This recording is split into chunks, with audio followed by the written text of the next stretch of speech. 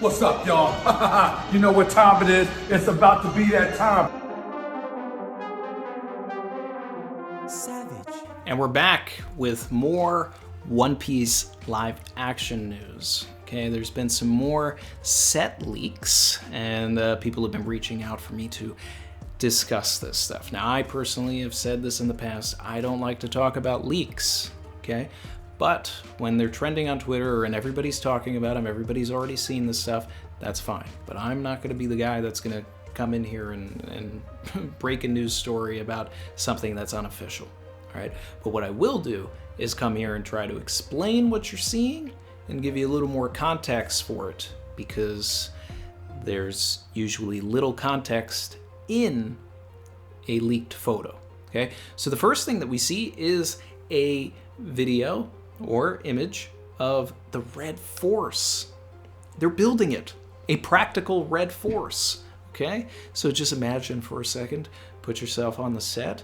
Shanks is about to put the hat on Luffy, got the water around you, and then on the side of the frame is a real life Red Force. It's perfect. We talked about this when, I did the video on the Alvida ship. I said that it would be great and show that they're really going the distance if they do the Red Force. When they eventually get to the Mihawk and Shanks scene at the end of the season, they can start it with a sweeping shot or a drone shot of Red Force chilling on the side of this island and get people amped. Anybody that's watched it is gonna be like, oh, here's the Shanks and Mihawk scene.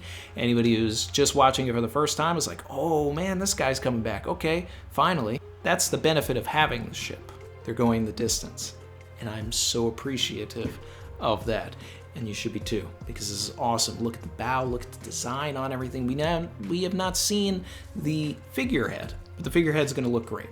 So there's nothing to be worried about, but this is awesome confirmation that they're, going that route. Now, that's not to say that there aren't going to be VFX variations of this stuff. Like, everything usually gets digitized these days. VFX artists will go around the ship once it's all fully complete, take their photos, put it into a computer, and then they'll be able to map it, sailing away if need be. They'll do that with the Going Merry. They'll do that with the actors, especially Luffy for all of the stretching. They'll do it with fodder marines to multiply them and things like that. And speaking of fodder marines, we did get a leaked image from the set of a bunch of background artists in marine outfits. Okay, now this is interesting. This is intriguing, all right? And first things first, I am going to certify this drip. Certified I like it. drip. Okay, and I'm going to certify the production design of the set as well.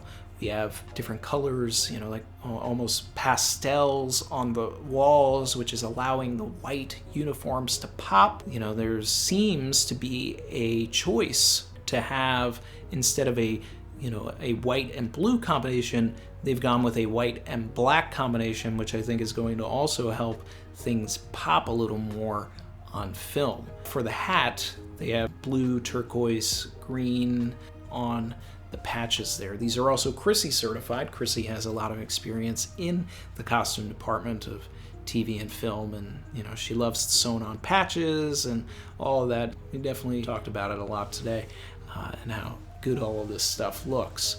Why are they wearing masks? All right, that may or may not be a question on Twitter. I don't know. I haven't really looked or paid attention yet, but this is a shot that is clearly from a rehearsal. Okay, once the cameras roll, the masks go off. So, trust me, they're not wearing the masks in the in the actual show.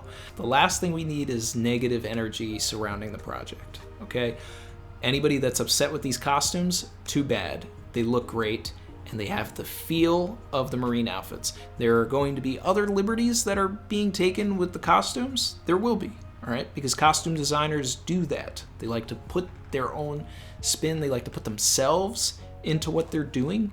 It happens in all types of media.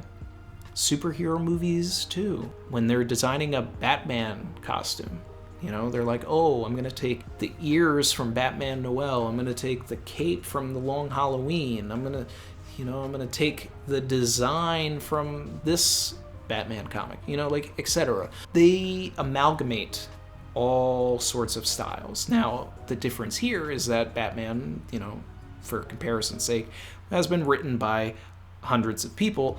One Piece has been written by one man. From that perspective, yeah, I could understand where people are coming from, where they want more one-to-one recreations of things.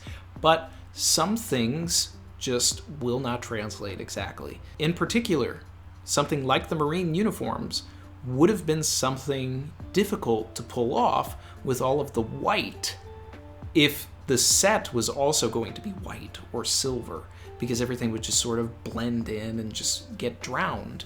But the fact that they have created these sets to have more of a pastel look and be more colorful, like One Piece in general, these costumes are going to pop and they're going to look great. So the feel is there. That's all we need. We just need it to feel like One Piece. So far it does. Where in the season could this photo be taking place? The only big congregations of Marines are in Shellstown and Loguetown. Based on the design of the set and the colors of the buildings, I'm saying that this has a higher probability of being a scene from Loguetown over Shellstown. What specific scenes could this be? Either Marines getting ready to capture the Straw Hats in Loguetown, or a bunch of Marines lined up listening to Axan Morgan talk about himself. The costumes give us a good hint of what we could potentially see for Smoker, right? You know, we have no idea who's going to play Smoker. You know, my fan cast was Joel Kinnaman. My new fan cast, after people were talking about John Boyega being conveniently in Cape Town while this is all going on, I really do think he's just on vacation, or was on vacation. I don't even know if he's still there. But John Boyega, if there was anybody in the East Blue that he would play, I think he'd make a great Smoker. Now, all of these leaks, they're internal leaks, okay, because they are filming on a closed studio lot in Cape Town. The image of the rehearsal is being taken by someone that is working on the production. Leaked image is not of one particular actor in the costume. It's just of the costume and then a group of people in the costume. Sometimes it's a bad apple that is putting the stuff on the internet, and then other times this is planned. The reason is more so a lot of the time to prevent other images going out. 99.9% of all background actors are amazing. I love them. They're great. They know the assignment. They come to work prepared. They do the work. They go home. They don't post their pictures until the show comes out like everybody is supposed to, and everybody is fine. But there's always that 0.1% on every production that gives a lot of background actors a bad name, and they take their photos and they put hashtags and they go for clout, and then suddenly now Screen Rant and, you know, Joe Schmo movie reviews and et cetera, are saying Smoker confirmed, but it's really just Marine number 47.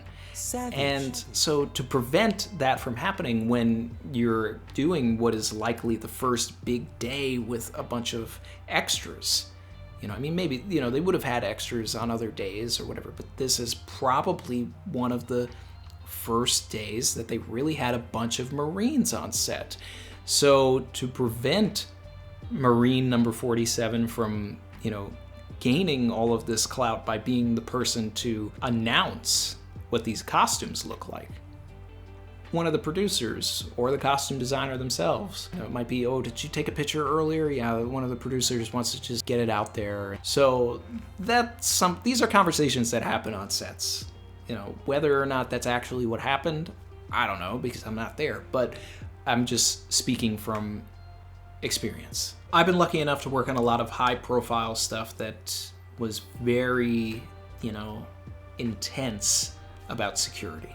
Batman movies, Spider-Man movies, other Marvel movies, Marvel TV shows, etc. Like even shows that aren't superhero related have had really strict policies on leaks. I got a job specifically on the movie Lincoln because an image of Daniel Day-Lewis leaked and they needed someone to come in and prevent that from happening again. And nothing else leaked. But, you know, I've seen people get fired for this stuff too. On the 2016 Ghostbusters movie, which if you didn't like the movie, like, that has nothing to do with me because I didn't have anything to do with the creativity of it. So, but whatever. Paid my rent for a while. Some dude took a picture in front of the Ghostbusters car. Went on Instagram, hashtag Ghostbusters. Fired 5 minutes later. Everybody gets a lecture about, you know, wait until the movie or TV show comes out, then you put your pictures out, right?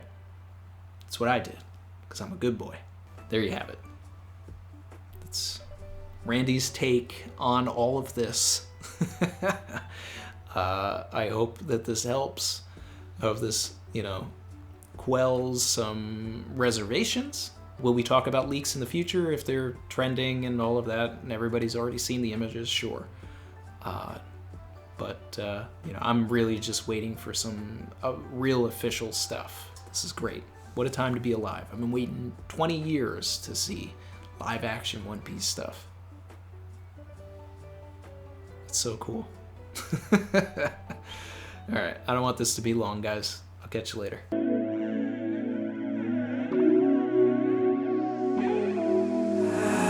I've been swimming deep, deep. Savage.